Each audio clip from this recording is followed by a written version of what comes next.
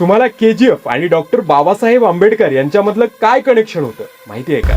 KGF म्हणलं की आठवतो रॉकी भाई, पण खऱ्या केजीएफचा खरा हिरो कोण होता? ब्रिटिशांच्या काळात केजीएफ या सोन्याच्या खाणीमधनं हजारो टन सोनं बाहेर काढलं जात होतं, पण त्या खाणीमध्ये काम करणाऱ्या त्या कामगारांचे हाल न बघवल्या जाणारे होते. अंधारगच्च असलेल्या खाणी, जीवघेणा धूर, 16-16 तास निरंतर काम आणि काम, ब्रिटिश आणि कॉन्ट्रॅक्टर या कामगारांचे हाल आणि हाल करून सोडत होते. पण अशा परिस्थितीत एंट्री होते एका महानायकाची, म्हणजेच डॉक्टर बाबासाहेब आंबेडकरांची. बाबासाहेब 1942 मध्ये कामगार मंत्री म्हणजे मिनिस्ट्री ऑफ लेबर म्हणून कार्यभार सांभाळतात आणि काही महत्वाचे ऐतिहासिक निर्णय घेतात. त्यामध्ये त्यांनी कामगारांना कामाचे फक्त 8 तास केले, मिनिमम वेजेस ऍक्ट लागू केला, ESI आणि मॅटर्निटी बेनिफिट्स मिळवून दिले, कामगारांना त्यांचे हक्क आणि सुरक्षितता प्रदान केली आणि देशभरातील केजीएफ सारख्या हजारो खाणींमध्ये राबणाऱ्या कामगारांना याचा लाभ मिळाला. म्हणून 12 जुलै